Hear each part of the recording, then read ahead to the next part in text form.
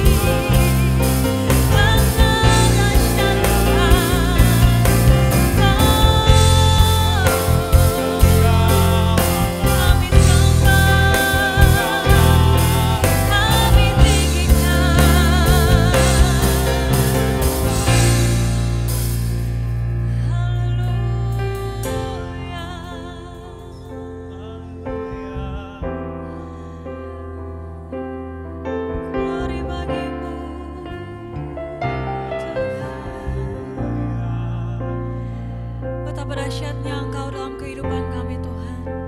Betapa luar biasanya Engkau dalam kehidupan kami Bapa. Dan inilah pujian penyembahan kami yang kami naikkan di hadapan Engkau pagi hari ini Yesus. Seumur hidup kami mau selalu menyembah Engkau. Dan seumur hidup kami, Engkaulah satu-satunya Allah bagi kehidupan kami Bapa. Terima kasih Tuhan, terima kasih Yesus. Pada pagi hari ini kami siap Tuhan untuk lebih lagi menyembah Engkau, lebih lagi memuliakan nama-Mu Yesus. Sempurnakanlah pujian penyembahan kami, biar Engkau saja yang disenangkan melalui pujian kami Tuhan. Terima kasih Bapa, kami buka ibadah pagi hari ini. Di dalam nama Tuhan Yesus kami berdoa. Haleluya.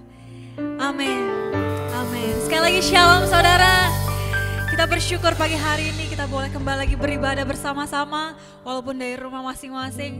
Tapi kita percaya kita mau satukan hati kita mau menyembah Tuhan pagi hari ini. Kita mau katakan Allah kita dahsyat. Dia Allah yang berkuasa dalam kehidupan kita. Haleluya.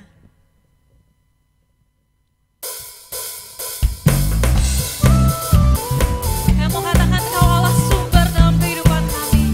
Kau sumber dari segalanya bagi kehidupan kami Tuhan. Haleluya.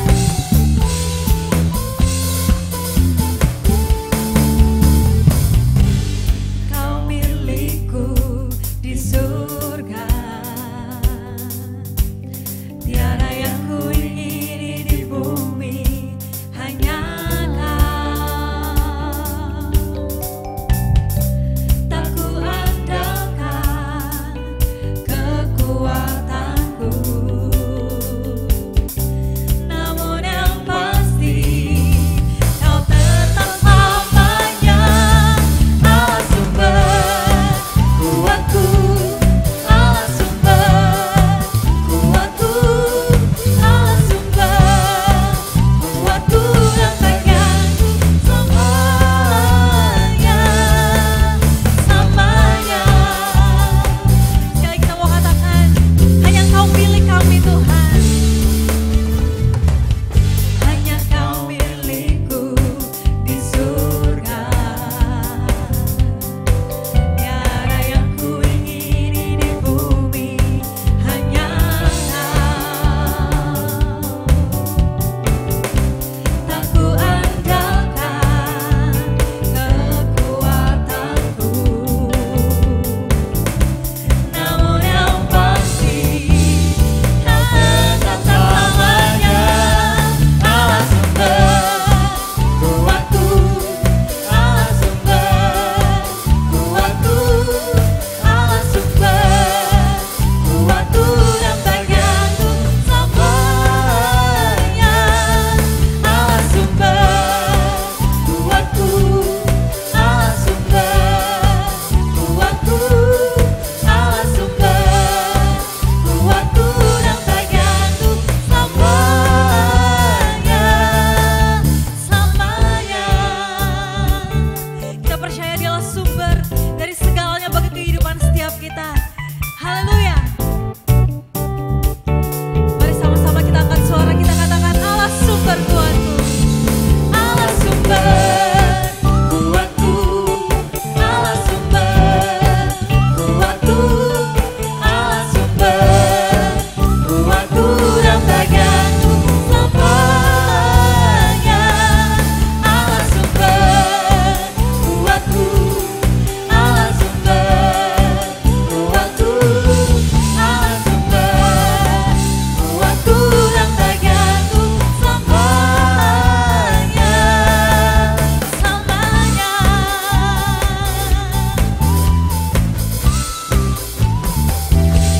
Haleluya, Engkau sumber dari segalanya dan Engkau sumber bagi segalanya bagi kehidupan kami Tuhan. Haleluya, kita percaya Dialah milik kita satu-satunya di bumi dan di surga. Mari sama-sama kita mau siapkan hati kita pagi hari ini di hadapan Tuhan. Kita mau mendengarkan sebagian dari kebenaran firman Tuhan.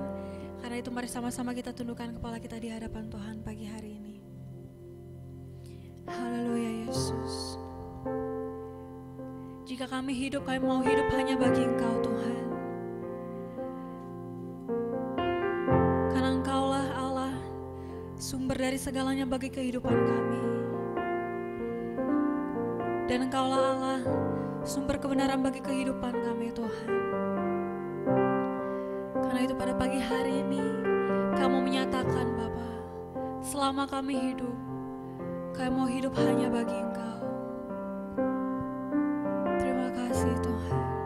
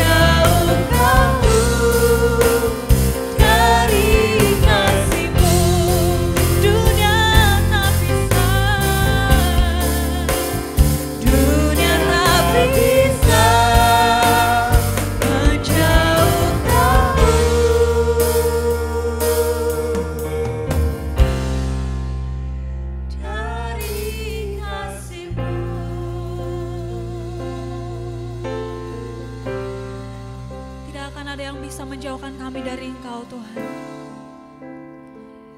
Dan selamanya kami mau hidup hanya bagi Engkau Bapa.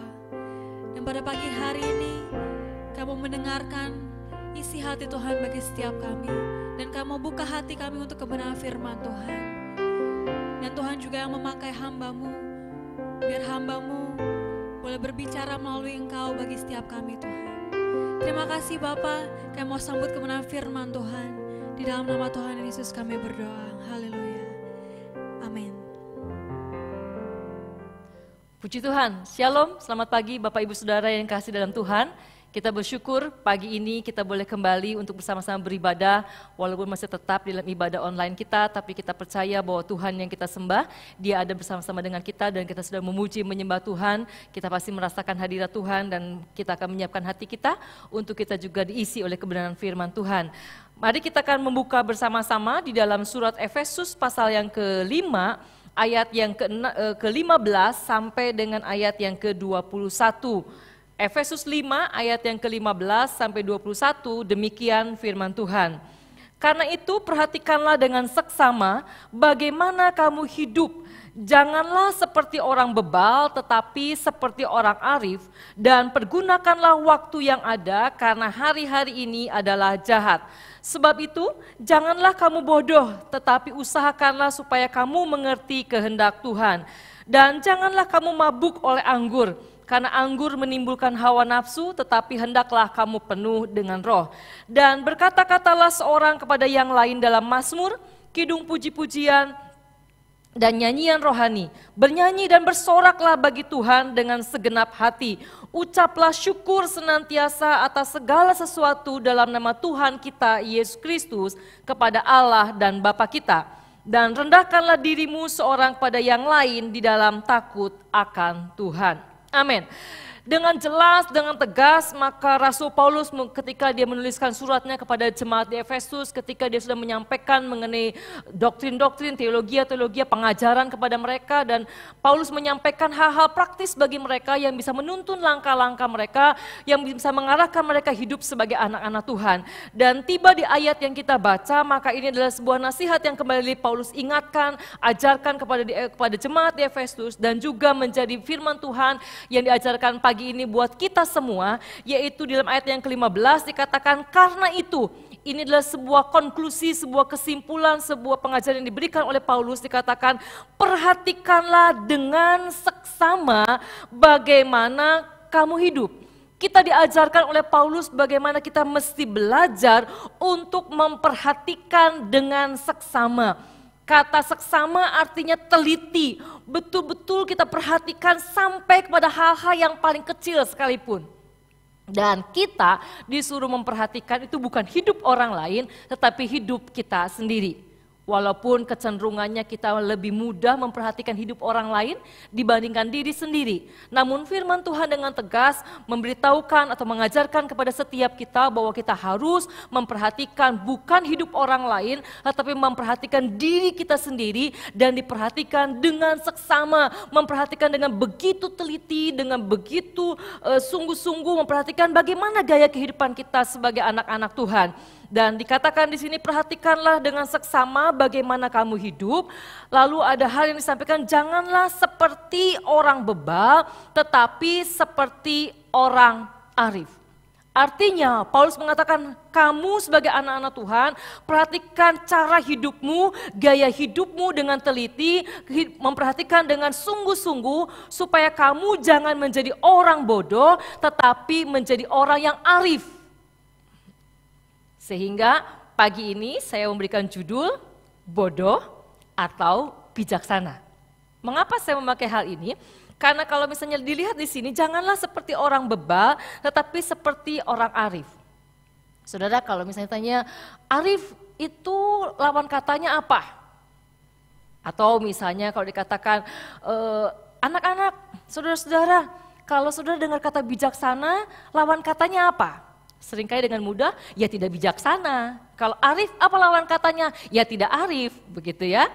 Nah, ternyata ketika dikatakan janganlah seperti orang bebal, Kata bebal yang dipakai itu diartikan di dalam bahasa Indonesianya, kalau dia dari bahasa asli diterjemahkan ke dalam bahasa Indonesia, maka bisa berarti bebal, bisa berarti bodoh, bisa berarti maksudnya dipakai katanya bebal, bodoh, tidak bijaksana. Nah, jadi kalau dikatakan bagaimana kamu hidup, janganlah seperti orang bebal, janganlah seperti orang bodoh, janganlah seperti orang yang tidak bijaksana. Karena itu kita harus berlaku seperti orang bijaksana.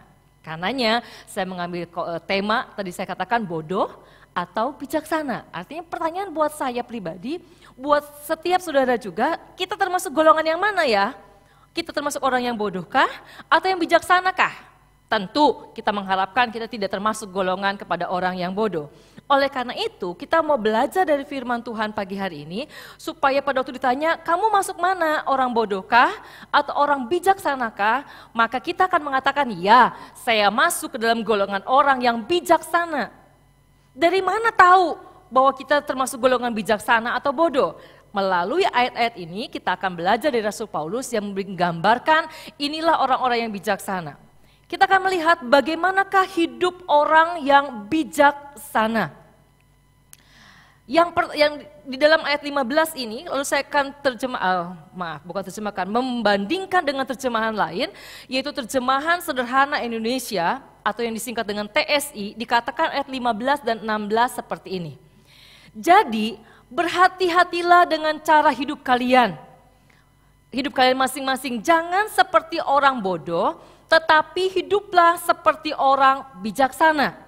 Maksud saya adalah supaya kamu menggunakan setiap kesempatan untuk melakukan yang baik karena zaman ini adalah zaman yang jahat. Kalau terjemahan baru yang kita pegang dikatakan ayat 15 ke 16 hanya disambungkan dengan kata dan.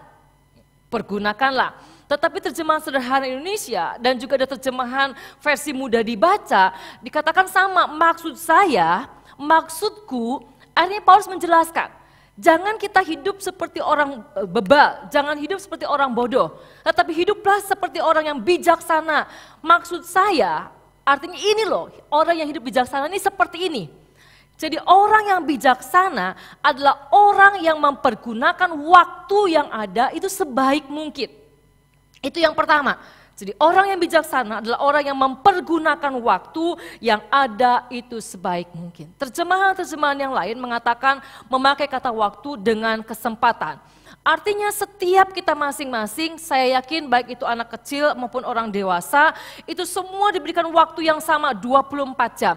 Setiap hari kita menghadapi kesempatan-kesempatan yang bisa kita raih, yang bisa kita lakukan. Waktu kita menghadapi seperti itu, apa yang kita perbuat? Apakah kita menyia-nyiakan waktu-waktu kita? Apakah kita menyia-nyiakan setiap kesempatan-kesempatan yang ada? Atau kita akan mempergunakannya? Pepatah Cina mengatakan bahwa kesempatan itu seperti sebuah jambul yang bisa kita tangkap pada waktu lewat di depan kita. Tetapi setelah lewat, maka tidak akan pernah bisa menangkap jambul tersebut. Artinya, kesempatan itu tidak akan pernah bisa diulang kembali. Ada juga yang mengatakan, saudara mungkin pernah mendengar sebuah kalimat yang mengatakan begini, andai saja waktu itu bisa diputar kembali. Atau mungkin saudara termasuk orang yang pernah mengatakan ini, andai waktu itu bisa diputar kembali. Ini menyiratkan sebuah penyesalan karena sesuatu yang harusnya dikerjakan, tidak dikerjakan, berlalu begitu saja dan menyesali kenapa kita melakukannya. Dan pagi ini kita sungguh-sungguh mau belajar, setiap kita sebagai anak-anak Tuhan, kita mau belajar untuk kita sebagai orang yang bijaksana adalah orang yang mempergunakan setiap waktu-waktu yang ada, setiap kesempatan-kesempatan yang ada, itu dengan sebaik mungkin. Bagaimana supaya kita bisa mempergunakan waktu, mempergunakan kesempatan itu sebaik mungkin? Hal ini menyangkut mengenai prioritas. Kita mesti belajar mempunyai prioritas yang benar, set prioritas yang benar. Kami berapa kali mengajarkan dan kami juga diajarkan dan kami setelah diajar, kami belajar dan kami mengajarkan bahwa kita sebagai anak-anak Tuhan harus punya prioritas yang benar. Dan prioritas kita bisa dibagi 3. Yang pertama, Tuhan. Yang kedua, keluarga. Yang ketiga, pekerjaan dan pelayanan. Dan kita tidak boleh memutar posisi dari prioritas ini. Bahwa prioritas yang pertama dari hidup kita itu pasti adalah Tuhan kita. Jangan digeserkan dengan hal-hal yang lain. Karena dikatakan bahwa jikalau seseorang mengasihi bapaknya, ibunya, anaknya, lebih daripada mengasihi Tuhan tidak berkenan. Artinya Tuhan itu nomor satu. Sehingga apapun yang akan kita kerjakan, kita ingat, oh ya saya harus mendahulukan Tuhan. Yang kedua, kita ingat kita punya keluarga. Suami ingat punya istri juga ingat punya suami. Orang tua harus ingat punya anak, sebaiknya juga anak mengingat bahwa punya orang tua. Sehingga waktu-waktu kita jangan disia-siakan untuk kita tidak memperhatikan anggota keluarga kita. Tapi kita juga punya pekerjaan masing-masing. Atau bagi anak-anak, anak remaja, kaum muda, kalian yang masih studi berarti bisa menggantikan kata pekerjaan dengan studi. Yang sudah bekerja tentu ada waktu-waktu yang harus dipakai semaksimal mungkin untuk bekerja. Yang sekolah harus mempergunakan waktu sebaik mungkin untuk sekolah, untuk belajar. Dan di dalam pekerjaan ini digabungkan dengan pelayanan. Mengapa? Karena kita anak-anak Tuhan dipanggil oleh Tuhan bukan hanya untuk menerima keselamatan saja, namun kita dipanggil juga untuk melayani. Karena kita mencontoh kehidupan Kristus yang mengatakan aku datang bukan untuk dilayani, melainkan untuk melayani.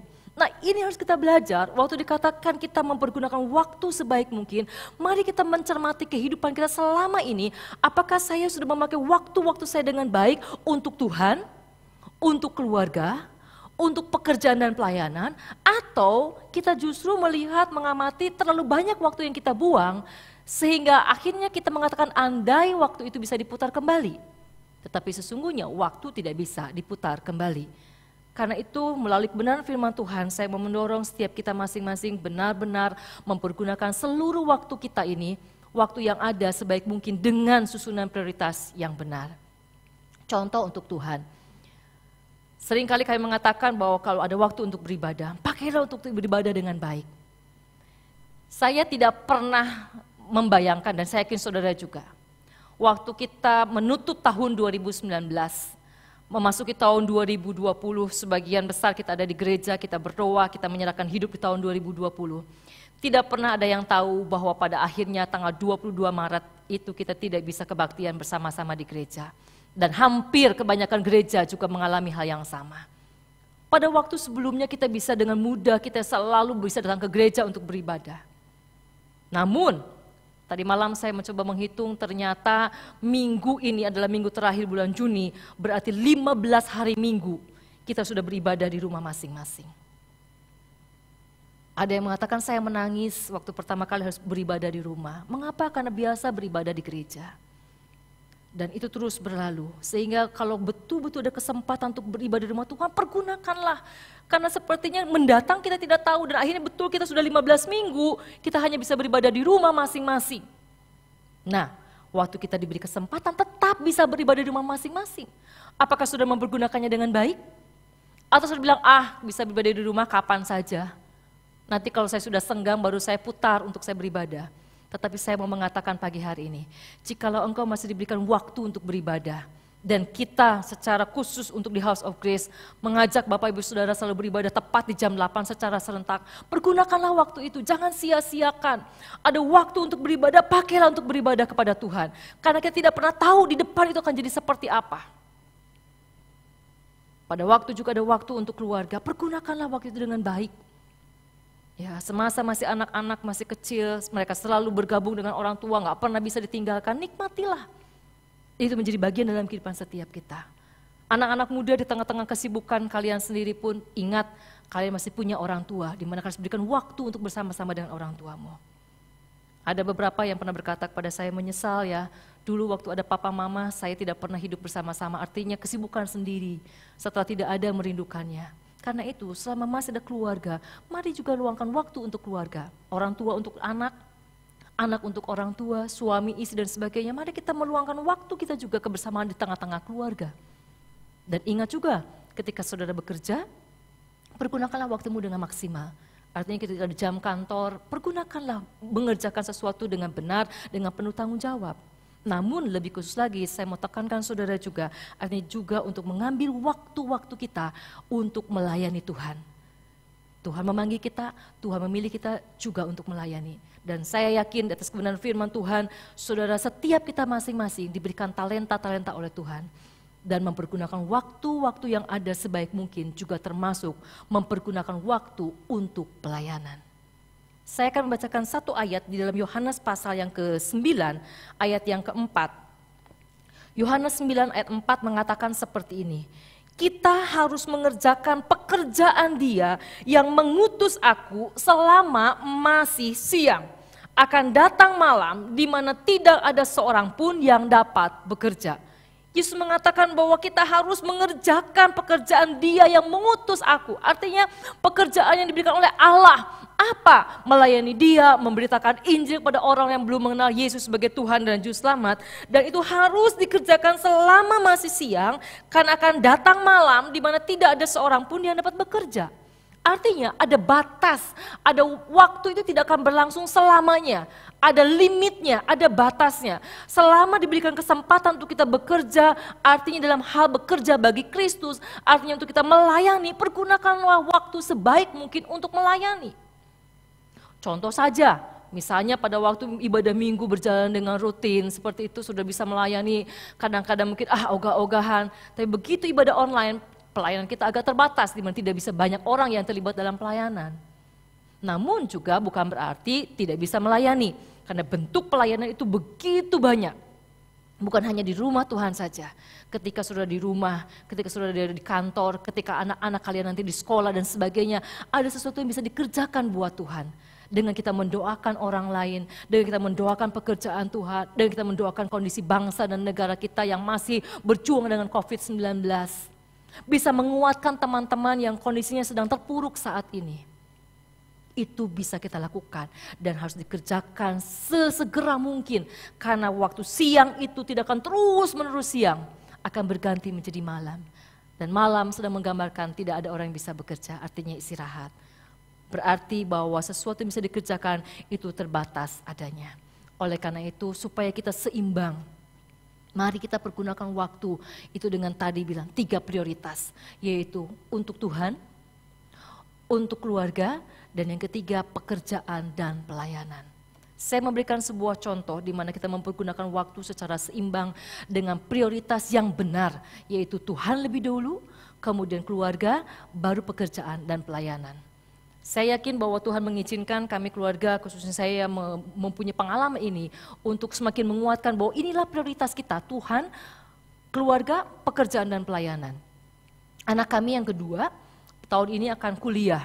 Ya, akan kuliah dan di tahun lalu, di awal semester tahun ajaran baru tentu sudah harus mulai memikirkan akan kuliah di mana. Dia akan mencoba untuk negeri, namun tetap harus punya cadangannya ke swasta. Dan setelah juga dalam pertolongan Tuhan melihat tahu ada satu perguruan tinggi dan akhirnya mau masuk di situ, mencoba untuk masuk di situ dan ingin mencoba mengambil jalur beasiswa. Kemudian setelah saya lihat brosurnya akan ada open house puji Tuhan Sabtu. Oh, saya bilang gampang, kalau Sabtu masih bisa. Tetapi ketika lihat brosur tersebut, maka setelah open house misalnya hari Sabtu, maka interview untuk beasiswa itu dilakukan hari Minggunya. Di jam 8 sampai jam 1 atau jam 2 saya lupa. Lalu saya langsung bergumul, jam 8 itu adalah tepat jam ibadah kita. Dan kalau saya misalnya memutuskan untuk menemani dia, tentu dia tidak bisa pergi sendiri, maka berarti kami tidak mengutamakan Tuhan. Yang selama ini kami pegang, kami ajarkan, mari utamakan Tuhan. Lalu ketika saya tahu seperti itu, kami sudah berdoa terlebih dahulu, lalu saya telepon ke pihak kampusnya, begitu waktu itu, lalu saya mengatakan, apakah memang harus interviewnya minggu dari jam 8? Iya betul Bu. Lalu saya mengatakan, kalau kami kendala karena harus begini-begini, dia bilang, ibu datang saja open house, nanti sampaikanlah. Wah, saya belum dapat lampu hijau rupanya. Dan akhirnya ketika open house itu, kami sampaikan, kami katakan bahwa Tuhan tolong setelah selesai semua presentasi, kemudian ternyata adminnya atau head adminnya itu saya berjumpa dengan dia, dan saya menyampaikan apa permasalahannya. Lalu saya katakan bahwa kami ini adalah harus ibadah di jam 8 sampai jam 10 dan kami tinggal di BSD. Kami minta waktu bagaimana kalau after lunch, sesuatu yang rasanya tidak mungkin. Tapi kami mau belajar bahwa prioritas yang pertama adalah Tuhan. Kemudian akhirnya ketika sudah berbincang-bincang, baik Bu, saya tahu dari BSD juga butuh waktu, maka saya berikan waktu untuk khusus buat Danita untuk interview di jam 1 siang. Wah, satu anugerah yang besar waktu kami mengatakan kami memprioritaskan Tuhan dengan cara bahwa waktu ibadah, kita datang dulu ibadah, karena komitmen kita adalah ibadah jam 8, maka kami harus ibadah di jam 8. Selesai masalah satu, tapi juga di gereja kita di House of Grace, maka ada pemuridan di jam 11. Dan saya yang mengajar. Ya, Tuhan memberikan talenta dan saya suka untuk mengajar. Bagaimana dengan hal mengajar? Disinilah saya juga belajar sebagai hamba Tuhan, bahwa prioritas kita adalah Tuhan, keluarga, pekerjaan, dan pelayanan. Dan mengajar itu di jam 11 adalah pelayanan saya. Tapi saya juga sebagai ibu yang punya tanggung jawab dengan anak. Dan akhirnya tetapi walaupun seperti itu bukan berarti saya bilang udah pemuridan libur. Tidak, pelayanan tetap berjalan. Caranya saya mendelegasikan, meminta tolong kepada staf di tempat kita, ada Pastor Jeffrey yang mengajar. Artinya semua berjalan dengan baik. Nomor satu, tetap kami sekeluarga bisa di dalam ibadah hari Minggu di jam 8, tetap Tuhan nomor satu. Yang kedua, saya tidak mau juga saya mengabaikan keluarga. Saya sebagai ibu yang masih punya tanggung jawab kepada anak, saya mau menemani dia untuk bisa mendapatkan salah satu perguruan tinggi swasta dengan cara beasiswa itu dan harus diinterview. Tapi yang ketiga dalam pelayanan saya tidak bisa mengabaikan, tetapi saya bisa mendelegasikannya sehingga semua berjalan dengan baik. Inilah yang mau saya katakan bahwa kita harus memiliki satu prioritas yang benar. Supaya kita bisa mengukur waktu-waktu kita yang pakai selama ini apakah sudah benar atau tidak. Jangan sampai di akhir kehidupan kita menyesal. Jangan sampai kita termasuk orang-orang yang mengatakan andai waktu bisa diputar. Sesungguhnya waktu tidak pernah bisa diputar kembali. Sama seperti sebuah kesempatan kalau sudah lewat tidak bisa akan diambil kembali. Tetapi selama kesempatan itu masih ada di depan kita, kita masih bisa meraihnya, masih bisa melakukannya, lakukanlah semuanya itu. Mengapa? Karena firman Tuhan mengatakan di sini, pergunakanlah waktu yang ada, karena hari-hari ini adalah jahat. Karena masa-masa ini adalah masa yang jahat. Kalau sejak zaman Paulus sudah dikatakan masa-masa ini adalah masa jahat, apalagi zaman sekarang. Masa-masa ini adalah masa yang jahat. Artinya kita bergumul dengan pergumulan, dengan permasalahan kita, dengan kondisi yang semakin lama semakin tidak mudah. Namun juga kita bergumul dengan kuasa kegelapan yang mencoba untuk menggoyahkan kehidupan setiap kita. Maka dalam kondisi yang seperti itu, mari pergunakanlah waktu kita sebaik mungkin.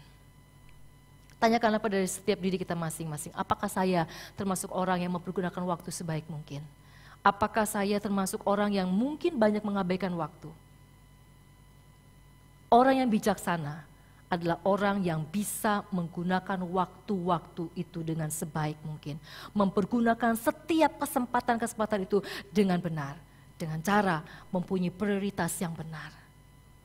Ya, saat ini dengan kondisi COVID yang masih kita jalani, di mana masih bisa beraktivitas tapi semua terbatas, berarti juga masih ada waktu-waktu di mana kita mungkin ada yang bekerja hari ini masuk kantor, besoknya WFH, bekerja dari rumah, ada banyak waktu-waktu kita mau isinya dengan apa? Ya, termasuk kami juga tentu kesibukan kami dalam pelayanan tidak seperti di bulan-bulan sebelumnya. Saya juga belajar memacu diri sendiri untuk mengisi waktu dengan baik dan benar. Ya, bersyukur saya diberikan kesukaan membaca sehingga dalam waktu beberapa bulan ini saya sudah menghabiskan berapa banyak buku untuk dibaca. Artinya mengisi waktu sebaik mungkin. Dan saya mau ambil waktu khusus buat anak-anak. Adik-adik dimanapun kalian berada, anak-anak dimanapun kalian berada, Tanti ini mau mengajarkan kalian. Di mana waktu-waktu ini banyak waktu yang kosong, kalian sedang liburan sekolah. Kalian mau isi dengan apa? Apakah hanya dengan game? Jangan. Boleh main game tapi sebentar saja. Tapi isi waktumu, ada banyak baca buku, ya. Kalian yang bisa menggambar, kalian yang suka puzzle, bisa bikin puzzle, ada banyak hal, coba tanya sama papa mamamu, apa yang bisa kalian kerjakan. Sehingga waktu-waktu kalian pun dikerjakan, diisi dengan hal-hal yang baik. Anak-anak muda tentu jauh lebih tahu lagi, mari pergunakan waktu dengan hal-hal yang sebaik mungkin. Saudara-saudara yang sudah beranjak semakin dewasa, mari pergunakan waktumu. Kalau ada waktu untuk beribadah, pergunakanlah waktu untuk beribadah. Isilah waktu-waktumu untuk Tuhan. dalam kehidupan pribadimu, dalam kehidupan keluargamu. Pergunakan waktu sebaik mungkin untuk Tuhan. Satu kali kita akan bertanggung jawab ya, dengan waktu yang kita pergunakan di hadapan Tuhan. Bagaimana dengan waktumu untuk keluarga?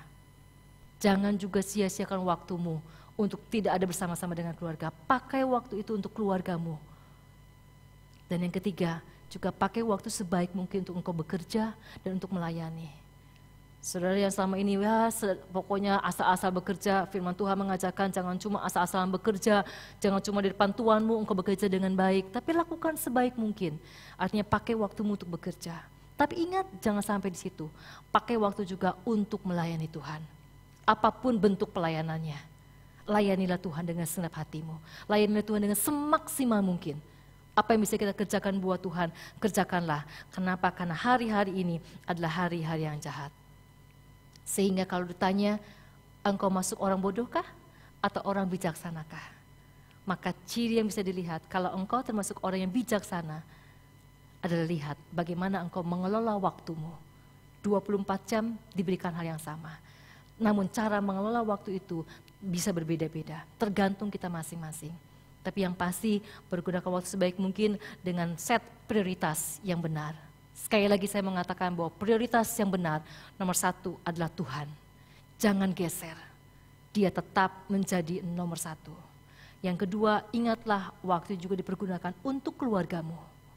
Dan yang ketiga, waktu itu juga dilakukan untuk pekerjaanmu, untuk pelayananmu. Sehingga ketika kita melakukan semua dengan seimbang, dengan benar prioritasnya, maka kita termasuk orang yang bijaksana mengelola waktu dengan baik dan benar. Sehingga satu kali kelak waktu kita bertanggung jawab di depan Tuhan, kita berani mempertanggungjawabkannya karena kita sudah mempergunakan waktu kita dengan baik dan benar. Puji Tuhan, Tuhan berkati. Mari kita akan berdoa.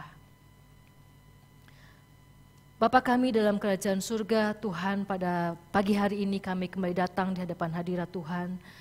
Kami bersyukur buat kebenaran firman Tuhan yang boleh kami dengar, yang boleh kami pelajari di pagi hari ini, yang mengajarkan setiap kami untuk kami memperhatikan hidup kami dengan seksama, memperhatikan apa yang kami perbuat setiap hari, bukan memperhatikan hidup orang lain, namun kami memperhatikan setiap diri kami, bagaimana kami mengisi hari-hari kami, supaya kami bukan termasuk orang yang bodoh, kami bukan termasuk orang yang bebal, namun kami mau termasuk orang yang bijaksana. Yaitu dengan cara kami melihat bagaimana kami mengisi waktu-waktu kami. Hamba berdoa Tuhan bagi setiap kami, baik itu yang sudah dewasa, anak-anak muda, anak-anak remaja, sampai masih anak-anak kecil. Ajarlah Tuhan untuk kami dapat mempergunakan waktu kami sebaik mungkin. Dengan cara kami memiliki prioritas yang benar di hadapan Tuhan. Ajar kami senantiasa ya Bapa.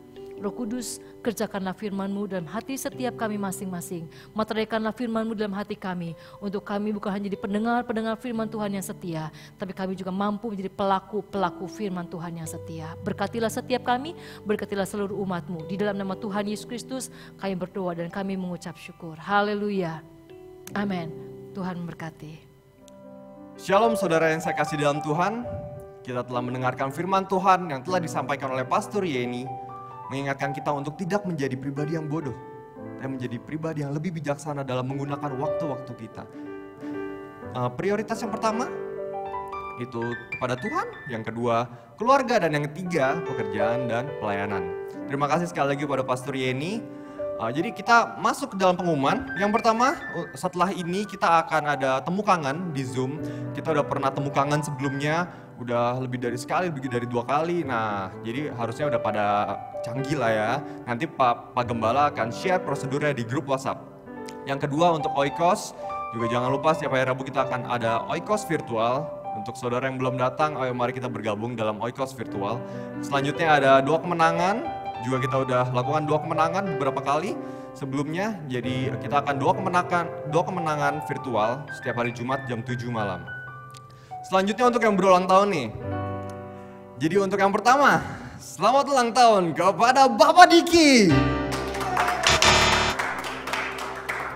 Salah. Ternyata istrinya. Selamat ulang tahun kepada Ibu Ella tanggal 27 Juni. Jadi di hari yang sama juga ada teman kita, Theo, berulang tahun juga tanggal 27 Juni. Tadi kayaknya saya lihat Theo tapi ya sudahlah. Dan yang terakhir di hari yang sama ada Bapak Yusuf tanggal 27 Juni. Selamat ulang tahun kepada Bapak Yusuf. Jadi saya punya satu pantun nih. Buah sukun, buah jambu. Yang ulang tahun, God bless you. Ya, jadi itu saja pengumuman. Tetap jaga kesehatan dan Tuhan Yesus memberkati. Selalu kocak kalau bersama dengan Jojo, artinya segar dan segar selalu.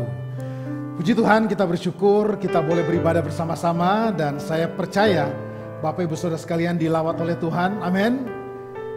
Mari kita berdiri bersama-sama dan kita akan mengakhiri seluruh rangkaian ibadah dari awal, pertengahan hingga akhirnya, di mana Tuhan sudah tuntun, sudah pimpin dan berkati kita.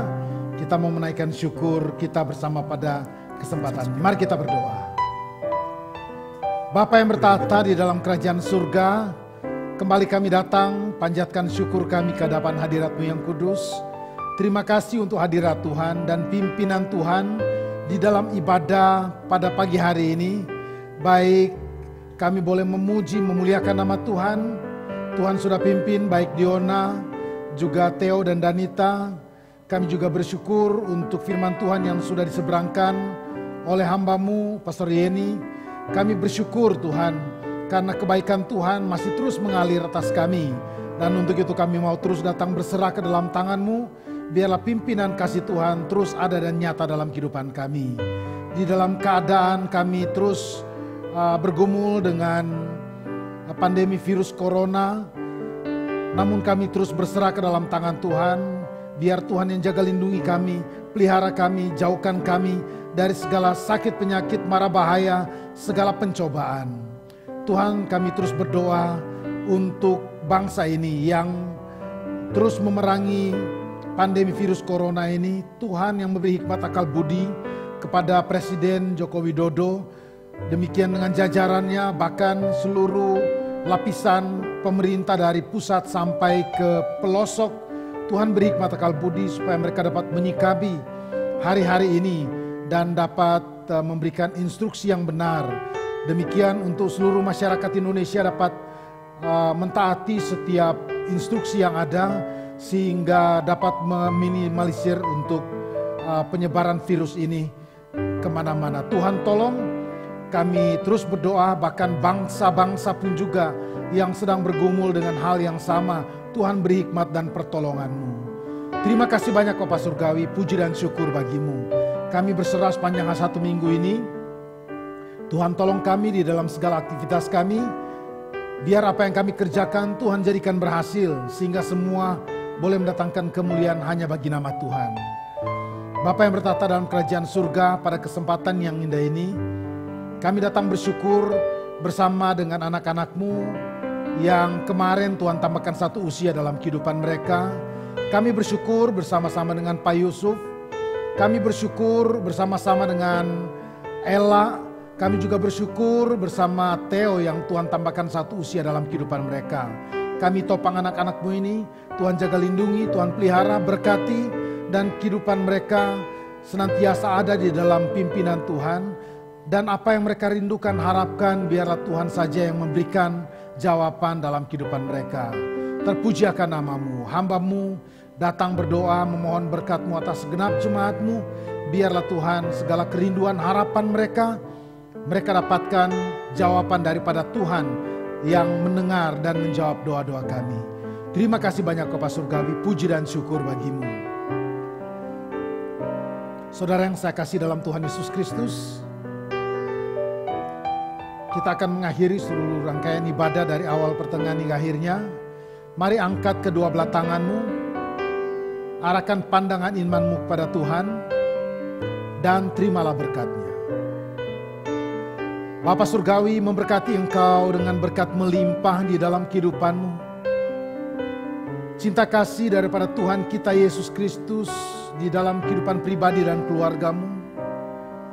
Dan oleh persekutuan bersama Roh-Nya yang kudus mengurapi engkau, memberikan engkau sukacita dan damai sejahtera, mulai saat ini sampai Maranatha Kristus datang kali yang kedua. Terima kasih Yesusku, terima kasih Yesusku. Puji syukur hanya bagi Tuhanku. Terima kasih Yesusku, terima kasih Yesusku. Puji syukur hanya bagi Tuhanku. Puji syukur hanya bagi Tuhanku.